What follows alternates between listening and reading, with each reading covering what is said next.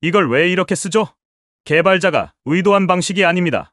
미국의 한 IT 개발자가 당황한 표정으로 말합니다. 자신이 만든 스마트폰 앱을 한국인 사용자가 예기치 못한 방식으로 사용하고 있다는 사실에 놀란 것입니다. 가령 배달 앱을 커피 심부름에 쓰고 내비게이션을 친구 위치 확인용으로 활용하는 식입니다. 개발자가 미처 상상하지 못한 방식으로 기능을 파악하고 실제 삶에 맞게 고쳐 쓰는 이들. 바로 한국인입니다. 설명서를 충실히 따르기보다는 직접 눌러보고 조작해보고 필요에 맞게 변형해서 최적의 사용법을 스스로 만들어내는 사람들. 그렇다고 아무렇게나 쓰는 게 아닙니다. 어떤 상황에서도 가장 효율적인 방법을 찾아내는 이 이상한 나라 사람들의 방식은 결국 새로운 패러다임을 만들어내곤 했습니다. 창의적이고 도전적이며 무엇보다 집단지성이 강력하게 작동하는 사회. 지금부터 5명의 외국인 전문가들이 바로 그런 한국인의 이상한 행동이 어떻게 대한민국을 선진국으로 이끌었는지에 대해 이야기합니다. 이야기를 시작하기 전에 구독과 좋아요는 이미 눌러주셨죠?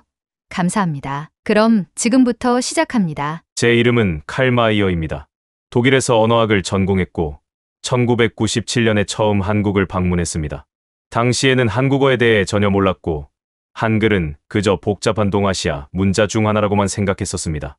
그러나 제가 한국에 머무는 시간이 길어지고 그들의 언어에 대해 조금씩 알아갈수록 놀라운 사실을 깨닫게 되었습니다. 한글은 단순한 문자가 아니라 사람을 위한 발명품이라는 사실이었습니다. 특히 언어를 배우는데 어려움을 겪는 이방인 입장에서 보았을 때 한글은 정말이지 경이로운 문자였습니다. 세종대왕은 백성들이 그를 몰라 억울함을 당하는 현실을 누구보다도 안타깝게 여겼고 그래서 아예 글자를 만들어 이 문제를 해결했습니다. 세상에 어떤 왕이 자신이 다스리는 백성을 위해 문자를 창제했단 말입니까? 그것도 과학적 원리에 기반하여 누구나 쉽게 배울 수 있게 고안한 문자라니요. 자음은 사람의 발음, 기관을 본떠 만들었고 모음은 천지인이라는 우주 철학을 담아냈다는 점에서 한글은 기능성과 철학, 그리고 인간애가 결합된 문자체계였습니다. 제가 한글의 구조를 설명하는 강연을 할 때마다 유럽 청중들은 믿을 수 없다는 듯한 표정을 지었습니다. 알파벳이 수천 년에 걸쳐 진화해온 것과는 달리 한글은 1443년에 발명되고 1446년에 반포된 고작 몇 년 만에 완성된 체계였습니다. 이처럼 단기간에 완성된 문자가 이렇게 과학적이고 체계적일 수 있다는 것은 유례가 없는 일입니다. 특히 인쇄 기술이 충분치 않던 당시 백성들이 손으로 쉽게 배울 수 있도록 만든 점은 실용성의 극치였다고 생각합니다. 저는 이 경험을 통해 한국인의 창의성이라는 것이 단순한 지능적 성취를 넘어 사회적 약자를 위한 배려와 문제 해결력이라는 깊은 층위를 가지고 있다는 사실을 깨달았습니다. 한글은 그저 문자 이상의 의미를 지니고 있었습니다. 그것은 바로 공존을 위한 창조였습니다. 제 이름은 조셉 하트웰입니다. 저는 영국 런던 대학교에서 인쇄 역사와 출판 문화를 연구해 온 역사학자입니다. 오래전 구텐베르크의 인쇄기를 연구하던 중 아주 낯선 이름을 접하게 되었습니다. 찍지, 세계에서 가장 오래된 금속 활자본으로 구텐베르크보다 78년이나 앞섰다는 사실에 저는 큰 충격을 받았습니다. 더 놀라운 것은 그것이 단지 기술적 우연이 아니라는 점이었습니다. 조선이라는 나라에서 금속 활자 인쇄가 가능했다는 사실은 그 사회가 지식의 확산과 기록의 보편화를 얼마나 중요하게 생각했는지를 말해주는 지표였습니다. 조선은 이미 고려 시대부터 목판 인쇄에 능했고 이를 넘어서는 기술로 금속 활자를 만들어냈습니다. 그들이 만든 활자는 한 사람의 천재적인 발명이라기보다 관료, 기술자, 학자들이 힘을 합쳐 완성해낸 결과물이었습니다. 이는 단지 기술 발전을 의미하는 것이 아니었습니다. 더 많은 백성이 책을 접하고 지식을 공유하며 공정한 행정을 위해 정보를 기록하고 보존하는 그야말로 집단이 지혜를 모아 이룬 성과였습니다. 조선의 금속 활자는 구텐베르크의 인쇄기가 가져온 서구 르네상스 못지않은 문화적 혁명이었습니다. 그들이 이처럼 앞선 기술을 갖고도 세계적으로 널리 알려지지 않은 이유는 단지 수출하지 않았기 때문이 아니라 자신들만의 문화적 자부심 속에서 이 기술을 사회의 안정과 지식의 내실화에 집중했기 때문이었습니다. 저는 찍지를 처음 실물로 마주했을 때 이것이 단순한 고문서가 아니라 시대를 앞선 집단의 지적 열망을 증명하는 증거라는 점에서 깊은 감명을 받았습니다. 금속 활자를 통해 조선은 그리 권력이 아닌 지식은 공유되어야 할 자산이라는 철학을 실현하려 했던 것입니다. 그리고 그 철학은 오늘날의 대한민국으로 이어져 정보와 아이디어가 자유롭게 흐르는 사회의 기초가 되었습니다. 제 이름은 라파엘라 콘티입니다. 이탈리아 밀라노에서 사회운동사를 연구하며 시민 참여의 흐름을 기록해왔습니다.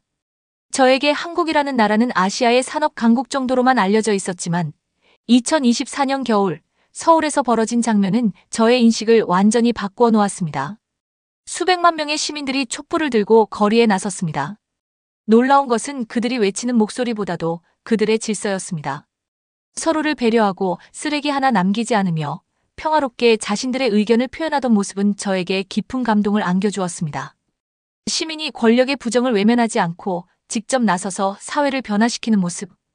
그것은 이론으로 배운 민주주의를 현실에서 목격하는 순간이었습니다. 한국인들은 단순히 불만을 토로한 것이 아니었습니다. 자신의 나라를 더 나은 방향으로 이끌기 위한 책임감을 실천으로 보여주고 있었던 것입니다. 그 촛불은 단순한 항의가 아닌 미래를 위한 제안이자 연대의 상징이었습니다. 저는 그 현장을 지켜보며 민주주의라는 것이 단지 투표에 참여하는 것이 아니라 공동체를 지키기 위한 일상적인 노력임을 실감했습니다. 그리고 한국 사회는 그것을 단기간의 분노로 끝내지 않았습니다. 온라인 공간에서는 각종 정보가 공유되고 토론과 검증이 이어지며 서로의 생각을 다듬는 집단지성이 작동하고 있었습니다. 저는 한국이 보여준 이 민주적 진화의 모습이 단지 아시아에서 보기 드문 예외가 아니라 전 세계 시민 사회가 배워야 할 중요한 모델이라고 확신하게 되었습니다. 시민 개개인의 도덕성과 성숙함, 그리고 사회 전반에 퍼진 책임의식이야말로 그 어느 정치 제도보다 강력한 민주주의의 기반이라는 사실을 한국인들이 제게 몸소 보여주었습니다. 제 이름은 알렉스 후쿠하라입니다. 일본 도쿄 출신으로 현재는 미국 실리콘밸리에서 UX 디자인을 연구하고 있습니다. 기술을 설계하고 사용자 반응을 분석하는 것이 제 주된 일입니다. 그런데 어느 날 저희 팀이 개발한 음식 배달 앱의 사용자 패턴을 분석하던 중 아주 특이한 나라가 눈에 들어왔습니다. 바로 한국이었습니다. 우리가 정해둔 기능의 활용률이 비정상적으로 높은 것도 모자라 한국 사용자들은 애초에 염두에 두지 않았던 방식으로 앱을 이용하고 있었습니다. 예를 들면 본래 식당 음식을 주문하도록 만든 시스템을 이용해 친구 생일 선물까지 배달하거나 배달기사에게 전하는 메시지를 활용해 이웃에게 간단한 부탁을 전달하는 일이 종종 발견되었습니다. 더 흥미로운 건 그런 사용 방식이 단지 개인의 기발한 시도가 아니라 어느새 문화처럼 퍼져나가고 있었다는 점이었습니다. 처음에는 당황스러웠지만 곧 저희 팀은 한국 사용자들의 행동 패턴을 본격적으로 분석하기 시작했습니다. 이들은 설명서를 읽고 기능을 이해하기보다는 일단 실행해보고 자기 방식대로 실험하면서 기능을 확장해 나갔습니다. 마치 내게 필요한 방식으로 기술을 다시 디자인하는 것처럼 보였습니다. 다른 나라에서는 상상하기 힘든 통합성과 활용도였습니다. 저는 이 경험을 통해 기술은 본질적으로 도구일 뿐이라는 것을 다시금 깨달았습니다. 같은 도구를 어떻게 활용하느냐에 따라 그 가치가 달라지는 것입니다. 한국 사회는 이 도구를 최대한 활용하면서도 늘 새로운 방식으로 응용해 나가고 있었습니다. 저는 이 과정을 보며 창의성이란 단지 예술가의 전유물이 아니라 일상 속에서 스스로 문제를 해결해 나가는 실용적 사고에서 비롯된다는 사실을 실감했습니다. 한국인들의 이런 실용적 창의성이야말로 오늘날 디지털 시대에서 진정한 경쟁력이라고 저는 믿습니다. 제 이름은 나탈리 오코에입니다. 나이지리아 출신으로 현재는 캐나다에서 사회문화 인류학을 가르치고 있습니다. 다양한 문화를 비교하는 제 연구에서 저는 한 나라의 발전이 단순한 경제력보다 그 사회의 집단 행동 패턴에 얼마나 달려있는지를 끊임없이 확인하게 됩니다. 그리고 그중 가장 인상 깊었던 사례가 바로 대한민국이었습니다. 저는 2018년 한국을 처음 방문했을 때 대중교통을 타고 작은 문제에 직면했습니다. 자동 발권기가 고장나 있었고 주변에 영어를 하는 사람이 많지 않았습니다. 그런데 놀랍게도 전혀 모르는 사람들끼리 금세 모여들더니 어떻게든 저를 도와주기 위해 의견을 주고받기 시작했습니다. 누군가는 인터넷 검색을 하고 누군가는 지하철 직원에게 달려가 설명을 요청하고 또 누군가는 자신의 교통카드를 제게 내밀었습니다. 누구 하나가 해결한 것이 아니라 여러 사람이 동시에 나서서 스스로 해결책을 만들어가는 모습. 저는 그 순간 이 나라엔 살아있는 집단지성이 존재하는구나라고 느꼈습니다. 한국 사회는 혼자 잘하는 사람보다 함께 나아가는 방법을 더 중요하게 여기는 문화가 뿌리내려 있었습니다. 온라인 커뮤니티에서도 같은 양상이 관찰됩니다. 어떤 문제에 대해 누군가 질문을 올리면 누군가가 정보를 검색해주고 또 다른 사람은 경험을 바탕으로 현실적인 조언을 추가합니다. 그렇게 하나의 질문에 수십 개의 해결책이 쌓이고 그중 최선이 선택되어 사회 전체의 지식이 진화해 나갑니다. 저는 이런 과정을 한국의 집단지성 모델이라고 부르고 있습니다. 문제를 개인의 몫으로 돌리기보다 함께 해결하고자 하는 태도. 이런 문화야말로 사회적 위기를 극복하고 지속 가능한 발전을 이뤄내는 기반이 됩니다. 저는 이것이 한국이 외형의 성장뿐 아니라 내면의 성숙을 함께 이루어낸 이유라고 생각합니다. 이상한 나라라고 불릴 만큼 다른 방식으로 생각하고 움직이고 실천하는 사람들. 그들의 집단지성은 어느 누구도 예측하지 못한 방식으로 세상을 바꾸고 있었습니다.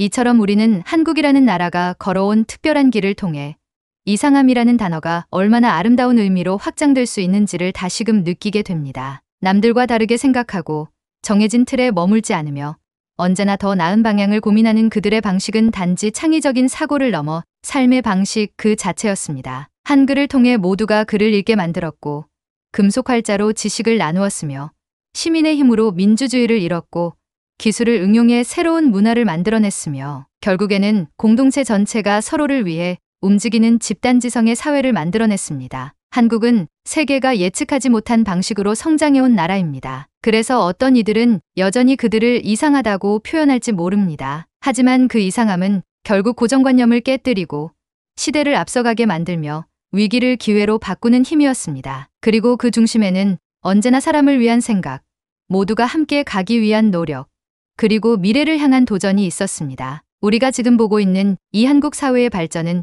결코 우연이나 단기간의 열정이 아닙니다. 오랜 시간 동안 쌓아온 창의성, 도전 정신, 그리고 서로를 믿고 함께 나아가는 집단지성이 만들어낸 결과입니다. 이상하게 행동하는 사람들이 이상적인 사회를 만들어냈다는 이 역설이야말로 우리가 지금 한국을 주목해야 할 진짜 이유입니다.